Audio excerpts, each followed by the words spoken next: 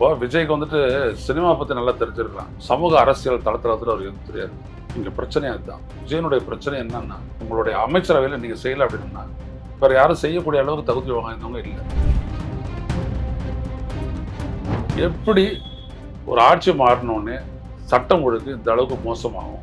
அதே சிஸ்டம் தான். ஒன்று எம்எல்ஏக்கள் ஒன்றும் சட்டம் ஒழுங்கு காப்பாற்றலை, போலீஸ் தான். வெள்ளக்காரன் காலத்தில் இருந்து சட்டம் ஒழுங்கை நிலைநிறுத்தக்கூடிய அந்த பொறுப்பு அந்த சிஸ்டத்துக்கிட்ட ஒப்படைக்கப்பட்டு விட்டது. அந்த சிஸ்டத்தை நம்ம முடிஞ்ச அளவுக்கு மேம்படுத்திருக்கிறோம். அது வரைக்கும் 10ஆம் தேதி வரைக்கும் எதுவுமே நல்லா சரியாக இருந்தது. 11ஆம் தேதிக்கு அப்புறம் எப்படி சர்ச் கட்டுச்சு? உங்கள் ஆட்சி இல்லை, அதெல்லாம் அப்படி இல்லை, தூக்கி ஸ்டாலின் தான், முன்னாடி இருந்தவங்க தான், பின்னாடி இருந்தவங்க தான், இதெல்லாம் கிடையாது. உங்களுடைய சிஸ்டத்தை கூப்பிட்டு நீங்கள் இது பண்ணுங்க. என்னையா நடக்குது அதை நீங்கள் கேளுங்க, அப்போ தான் உங்களுக்கு தெரியும். பொதுவாக உங்களுடைய ஆட்சி வந்துட்ட உடனே எல்லாரும் நல்லா நடக்கும்னு எதிர்பார்த்தாங்களா உங்களுக்கு ஓட்டு போட்டவங்க? ஏன் நல்லா நடக்கல? நீங்கள் அந்த சிங்கப்பேட்டை எல்லாம் ரைட்டு, அதெல்லாம் இருக்கட்டும். ஆனால் சிஸ்டம் வந்துட்டு ஒழுங்கா இயங்குதா, என்ன அதுக்கு பிரச்சனை அப்படின்றத ஆராயுங்க. இதே தான் வந்துட்டு எலக்ட்ரிசிட்டி. உங்களுடைய ஒரு மாத ஆட்சி காலத்தில் எலக்ட்ரிசிட்டி என்ன ஆச்சு? திமுக இருக்கிற வரைக்கும் நல்லா இருந்தது, திமுக போயிட்டதுக்கு அப்புறம் நல்லா இருந்தது. இப்போ மட்டும் ஏன் எவ்வளோ பவர் ஃபெயிலியர்? போயிட்டு கேட்குறான், காசு கேட்குறான். நம்மளுக்கு டிப் ஆஃப் தி ஐஸ்பர்க் தான் நம்மளுக்கு தெரியும். ஒரு இடத்துல இவனுடைய அராஜகம் தலைவிரித்தாடுது. தாவேகாவினுடைய அராஜகம் தலைவிரித்தாடுது. இவர் கண்டுக்காத உட்காந்துட்டு இருக்கிறாரு. புஷியானது கண்டுக்க மாட்டார். ஏன்னா எல்லாரையும் கொண்டு வந்தவர் அவர் தான். போலீஸ் நடவடிக்கை எடுக்க மாட்டான். இப்போ கட்சிக்காரன் அப்படின்னோம்னா வான் பண்ணிட்டு தான் போயிட்டு இன்ஸ்பெக்டருக்கு சால்வை போட்டுட்டு படம் எடுத்துக்கிட்டு ரீல்ஸில் போட்டு விட்றாங்க.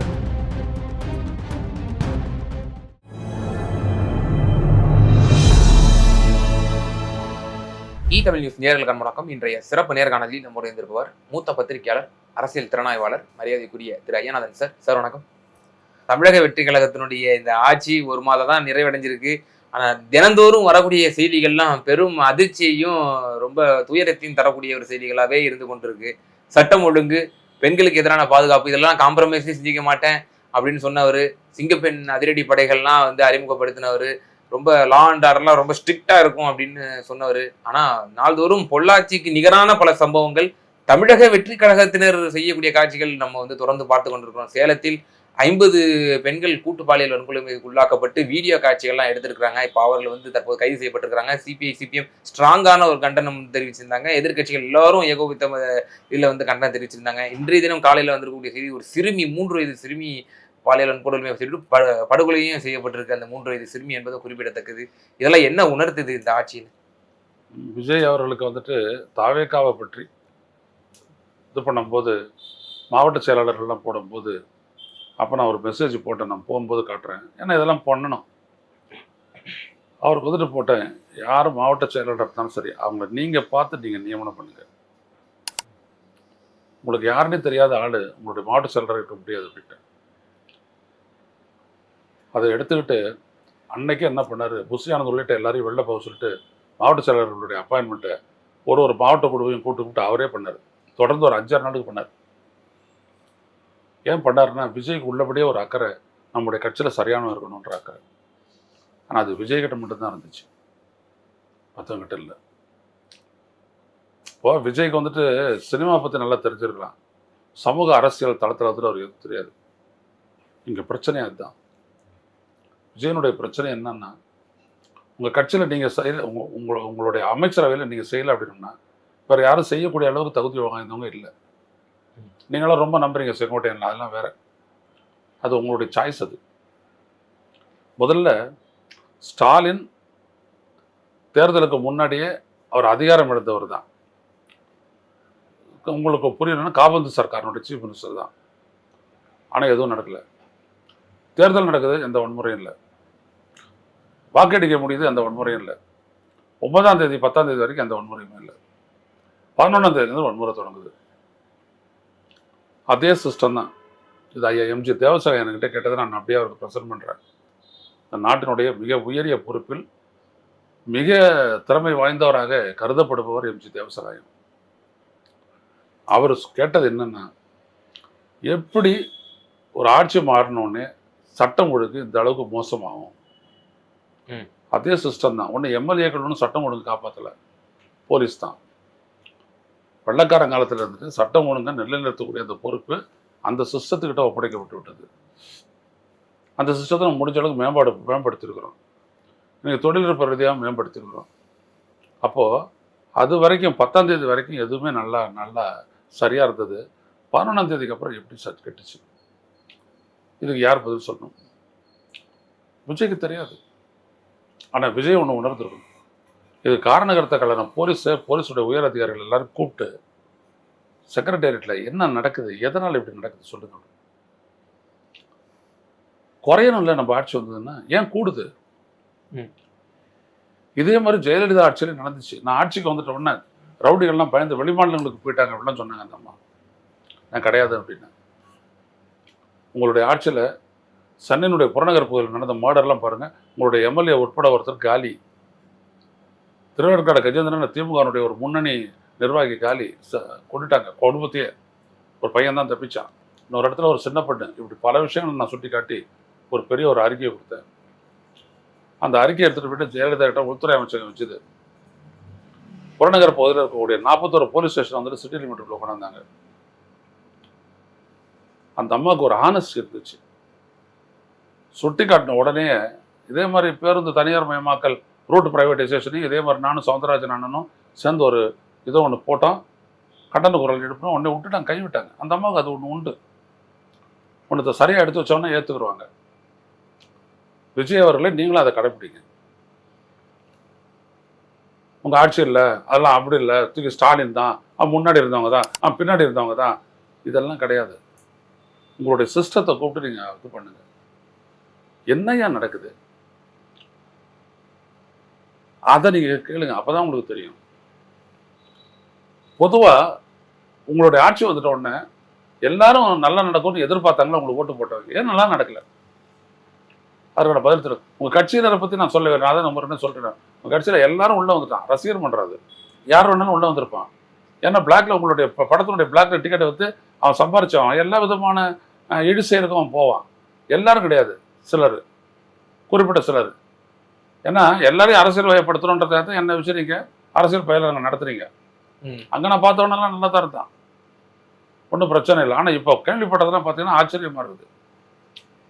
ஸோ இவங்கெல்லாம் எப்படி வந்தாங்கன்னா உங்களுடைய பொறுப்பாளர்களை வச்சுக்கிட்டு தான் அவங்க இவ்வளோதும் பண்ணுறாங்க.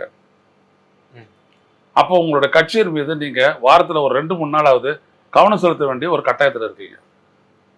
உங்கள் கட்சியில் முதல்ல சரி பண்ணுங்க. போலீஸை கூப்பிட்டு சமூகத்தில் என்ன நடக்குது கிளியர் பண்ணுங்க. நீங்கள் அந்த சிங்கப்பண்ண எல்லாம் ரைட்டு, அதெல்லாம் இருக்கட்டும். ஆனால் சிஸ்டம் வந்துட்டு ஒழுங்கா இயங்குதா, என்ன அதுக்கு பிரச்சனை அப்படின்றத ஆராயுங்க.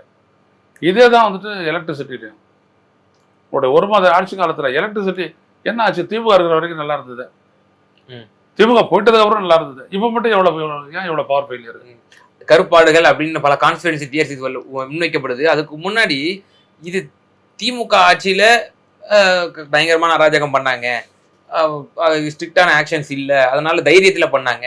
இப்போ விஜய் அண்ணா வந்துட்டாரு, ஐயோ அவர் வந்து அவர் பயங்கர ஸ்ட்ரிக்டா இருப்பாரு அப்படின்னு சொல்லி குறைந்தபட்சம் பொதுமக்களை தாண்டி தாவேக்காவினராவது அந்த ஒரு வச்ச உணர்வுல இருக்கணும்ல. ஐயோ நம்ம அண்ணன் வந்து சும்மா விட மாட்டாரு, அவர் அண்ணன் ரொம்ப இரும்பு கரத்தோட செயல்படக்கூடியவர் அப்படின்ற ஒரு மனநிலையில தானே அவருங்க இருந்திருக்கணும். அவங்களுக்கு ஏதோ உயிர் கொடுத்த மாதிரி இன்னும் நல்ல ஜாலியா வந்து என்னென்னமோ அவுத்து விட்ட மாடு மாதிரி அவனும் அந்த தாதாகிரி பண்றானே. போயிட்டு கேட்கறான், காசு கேட்கறான். நம்மளுக்கு டிப் ஆஃப் தி ஐஸ்பர்க் தான் நம்மளுக்கு தெரியும். ஒரு இடத்துல என்னுடைய அராஜகம் தலைவிரி தாடுது, தாவேக்காவினுடைய அராஜகம் தலைவிரி தாடுது. இவர் கண்டுக்காத உட்காந்துட்டு இருக்கிறாரு. புஷியா வந்து கண்டுக்க மாட்டாரு, ஏன்னா எல்லாரையும் கொண்டு வந்தவர் அவர் தான். புரியுதுங்களா? இப்போ நீங்கள் எங்கே எப்படி கண்ட்ரோல் பண்ணுவீங்க? போலீஸ் நடவடிக்கை எடுக்க மாட்டான்.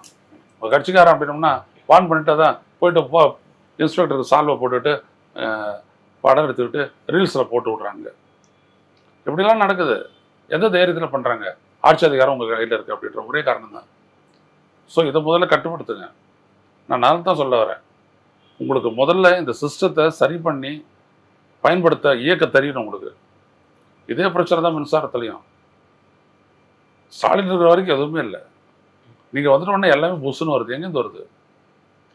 இப்போ இந்த மாதிரியான ஒரு சம்மரில் வந்துட்டு பவர் கன்சம்ஷன் அதிகமாகும். அதை வந்துட்டு பவர் பர்ச்சேஸ் அக்ரிமெண்ட்டை போட்டு அதை வந்து சரி கட்டணும். பண்ணியிருக்கீங்களா இல்லையா? அந்த பெரிய இன்ஜினியர்ஸ் அவங்களெல்லாம் கூட்டு ஒரு கூட்டம் போடுங்க செக்ரட்டேரியட்டில். கூப்பிட்டு என்னன்னு கேளுங்க. அப்பதான் உங்களுக்கு தெரியும். எதுவுமே இல்லாத துறை பார்த்துக்கணும் அப்படின்னா அவங்களுக்கு அனுபவம் இல்லையே. சிடிஆர் நிர்மல்குமாருக்கு அனுபவம் இல்லையே. போலீஸை பொறுத்த வரைக்கும் உங்களுக்கு அனுபவம் இல்லையே. அப்போ நீங்கள் மீட்டிங் போட்டு தான் எல்லாத்தையும் சரி பண்ணி ஆகணும். எப்போ செய்கிறீங்கன்றதை பார்த்துக்குங்க. இதுதான் நான் அரசியல் பேசுகிறேன். அதெல்லாம் வந்துட்டு ஸ்டாலினும் பேசுகிறாரு. இப்போ ஒரு எடப்பாடி பழனிசாமி அவங்களும் அக்கறை இருக்குது. ஏன் இந்த மரம் நடக்கிறதுன்றது அவங்களுக்கும் அச்ச உணர்ச்சி தான். அவங்களுக்கும் வந்துட்டு அது ஒரு கவலை தான், கவலை தரக்கூடிய விஷயம் தான். இது பெருசாச்சு அப்படின்னோம்னா வந்துட்டு பார்த்தீங்கன்னா உங்களோட ஆட்சியில் மாஃபியா உருவாக ஆரம்பிச்சிடும். கட்டுப்பாடு இல்லாத ஒரு விவரம் தெரியாத ஒருத்தர் ஆட்சி தலைமையில் இருந்தாங்கன்னா, கிரிமினல் குற்றவாளிகள்னா 10 பேர் ஒன்றா சேர்ந்தாங்கன்னா மாஃபியா உண்டாயிடும். மாஃபியா உண்டாயிடுச்சு அப்படின்னோம்னா காவல்துறையை கட்டுப்படுத்த முடியாது. இது வரைக்கும் தமிழ்நாட்டில் மாஃபியா உருவாதபடி கட்டுப்படுத்துறது வந்துட்டு காவல்துறை. காரணம் அரசு தலைமைகள் அப்படிப்பட்டவரை இருந்தாங்க. புரியுதுங்களா? அதனால நீங்கள் ரொம்ப எச்சரிக்கையாக இருக்கணும். சார், இப்போ நீங்கள் குறிப்பிட்டிருந்தீங்க இந்த சட்டம் ஒழுங்கு விவகாரம் இவைகள்லாம் பற்றி. இப்போ எம்எல்ஏக்கள் மீதும் பல விமர்சனங்கள் முன்வைக்கப்படுது. அஃபிடவிட்ல அவர்கள் வந்து தாக்கல் செய்த அந்த எஜுகேஷன் குவாலிஃபிகேஷனில் கூட சில குளறுபடிகள் இருக்குது அப்படிங்கிற மாதிரியான தகவல் தொடர்ந்து சமூக வலைதளங்களில் பேசப்பட்டு வருது. கிட்டத்தட்ட 9 தமிழக வெற்றி கழகத்தினுடைய எம்எல்ஏக்களுடைய அந்த எஜுகேஷன் குவாலிஃபிகேஷன் வந்து சந்தேகத்திற்கு உள்ளாக்குறாங்க. இது சம்பந்தமாக எலெக்ஷன் கமிஷன் ஆஃப் இந்தியாவுக்கும் பெட்டிஷன் பேருக்குங்கிறது குறிப்பிடத்தக்கது. இதனுடைய பின்னணி என்ன சார்? பின்னணி ஒன்றும் இல்லை, எல்லாரும் செய்யறது தான். ஜெயிச்சவனுக்கு எதிராக வந்துட்டு அவன் என்ன குற்றம் இருக்குதுன்னு பார்த்து அடுத்தவன் வந்துட்டு பெட்டிஷன் போடுவான். அது அரசியல் இயல்பான ஒரு விஷயம் தான். ஆனால் இவ்வளோ பேர் வந்துட்டு உங்கள்ட்ட இப்படி இருக்காங்களே, ஒன்றும் நடவடிக்கை எடுக்க தேர்தல் ஆணையம். ஏன்னா மோடியில இருந்துட்டு அப்படி தானே இருக்குது. ராங் சர்டிஃபிகேட் தானே. ஓ, நீங்கள் மோடிக்கே போயிட்டீங்க. நீங்கள் யோசிச்சு பாருங்க தானே. அப்புறம் ரூட்டு, அப்புறம் அந்த தைரியத்தை இவங்கெல்லாம் அந்த மாதிரி செய்கிறாங்க. எப்படி இதெல்லாம் போட்டுக்கிறாங்க? ஏன் விஜயனோட அஃபிடவிட்ல பார்த்தோமே, திருச்சி கிழக்குல 51, இங்க 52 வயசு போட்டுருந்துச்சு. ஆமா, அங்கேயும் அந்த மாதிரி தான் இருந்துச்சு. அது ஒரு ஓவர் சைட் அப்படின்னு தான் ஒத்துக்கிட்டாரு அவரு. யாரு? Returning officer. திருத்தப்பட்ட அஃபிடவிட்லாம் கொடுக்கப்பட்டதுன்னு நினைக்கிறேன். மீண்டும் கொடுத்தாங்க. ஏற்கப்பட்டு விட்டது. அதனால ஹோட்டல்ல நான் என்ன சொல்ல வரேன்னா, இதெல்லாம் நீங்க சரி பண்ணுங்க. இதனுடைய விளைவு தேர்தல் ஆணையம் உள்ளபடியே நடவடிக்கை எடுத்தா இந்த 9 பேர் பதவி எடுக்கணும். உள்ளபடியே பதவி எடுக்கணும். நீங்க எப்படி அதை செய்ய கையாள போறீங்கன்றதை பொறுத்து தான் எல்லாமே. சார், இப்போ இந்த 1 மாத ஆட்சி இப்படி இருக்கு. ரொம்ப திமுக ஆட்சியை விடவும் ரொம்ப அதிகமா இருக்குங்கிறது தான் செய்தி வந்து பரவலாக. திமுக ஆட்சி சாதனை ஆட்சிங்க. திமுக ஆட்சியில் வந்துட்டு நடந்தது அப்படின்னா ஐசோலேட்டட், அங்கொன்றும் இங்கொன்றுமாக நடந்த விடயங்கள் தான். இது ஸ்போரோடிக், எங்க பார்த்தாலும் நடக்குது. அதுதான் எப்படின்றது சிஸ்டத்தை கேளுங்கன்ற நான் அவனுக்கு குற்றம் சாட்டல. பரவாயில்ல நடக்குது, உங்களுக்கு தெரியும். ஆனா நீங்க வேற ஏதாவது கற்பனையில வேற யாரையாவது தூக்கி போட்டு அவங்கள வில்லனாக்கலான்னு பாக்குறீங்க. நீங்க நடக்காது. எல்லாம் உங்க சைட்ல தான் இருக்குது பிரச்சனையே. அது நீங்க தான் அட்ரஸ் பண்ணணும். இல்ல, விஜய்க்கு விஷன் இருக்கு, பட் ஆனா அதிகாரிகள் அவங்களுடைய ராஜ்யமா இருக்கு அப்படின்னு நம்ம எடுத்துக்க வேண்டியது. விஷன்லாம் இருக்கிறது அப்படின்றதுக்கெல்லாம் வாய்ப்பே இல்லைங்க. ஆசை இருக்குதுன்னு சொல்லுங்க விஜய்க்கு, நான் ஒத்துக்கிறேன். விஷன்லாம் இருக்கிறதுன்றதெல்லாம் தொலைநோக்கு சிந்தனை எல்லாம் கிடையாது. தொலைநோக்கு சிந்தனை எல்லாம் அரசியல் டீப்பா இருக்கிறவங்களுக்கு தாங்க இருக்கும், மற்றவங்களுக்கு எல்லாம் இருக்காது. நான் சும்மா விஜய்க்காக சொல்ல வரேன், நான் பொதுவாக சொல்றேன். தொலைநோக்கு சிந்தனைலாம் ரொம்ப ஆழமான அரசியல்வாதி. அவனுக்கு தான் இருக்கும் தொலைநோக்கு சிந்தனைலாம். அவனுக்கு பிரச்சனை தெரியும். நிரந்தர தீர்வுன்றதான தொலைநோக்கு சிந்தனை. அதானே? கண்டிப்பா கண்டிப்பா. எப்படி அவருக்கு தெரியும்? இவருக்கு பிரச்சனையே தெரியாது. அப்புறம் எப்படி பிரச்சனையுடைய வரலாறு தெரியும்? அதுக்கு எப்படி தீர்வு தெரியும்? எதுவுமே தெரியாது அவருக்கு. தெரியாது. மேபி இன்னும் ஒரு 2-3 வருஷம் கழிச்சு வேணா அந்த கேள்வி கேட்டுக்கிட்டேன்னா நான் மாறுபட்ட பதில் சொல்லலாம். அதுக்குள்ள விஜயம் வளர்ந்துருக்கலாம். இப்போதைக்கு இவருக்கு எதுவும் தெரியாது. அவ்வளவுதான். அதிகாரியோட ராஜ்யமா தான் இந்த அரசு இருந்து கொண்டு. அதிகாரிகள் ராஜ்யம் என்ன பண்ணும்? சிஸ்டத்தினுடைய வரையறைக்கு உட்பட்டு அது செயல்படும். அது உங்ககிட்ட கூட உண்மையை சரியா சொல்லாது. ஸ்டாலின்கெல்லாம் சொல்லிட்டு நீங்க தான் ஜெயிப்பீங்க, நீங்க தான் ஜெயிப்பீங்க, நீங்க தான் ஜெயிப்பீங்க, இதுல இவிஎம் வச்சு உங்களை வச்சு விளையாட போறாங்க அப்படின்னு உளவுத்துறை ஏதோ சொல்லிச்சா? சொல்லல. அவ்வளவுதான். எல்லாரும் ஏமாறுற இடமே இதுதான். எதை இன்னொருத்தர்கிட்ட தெரிஞ்சுக்கணும், எது பொண்டாட்டிக்கிட்ட தெரிஞ்சுக்கணும், எது ஃப்ரெண்டுக்கிட்ட தெரிஞ்சுக்கணும் அப்படின்றதெல்லாம் இருக்கு. எல்லாத்துக்கும் நீங்க ஒரு சோர்ஸ் பார்க்குறீங்க. அவங்கள வந்துட்டு ஊற்றி முட்டு போயிட்டே இருக்கிறாங்க.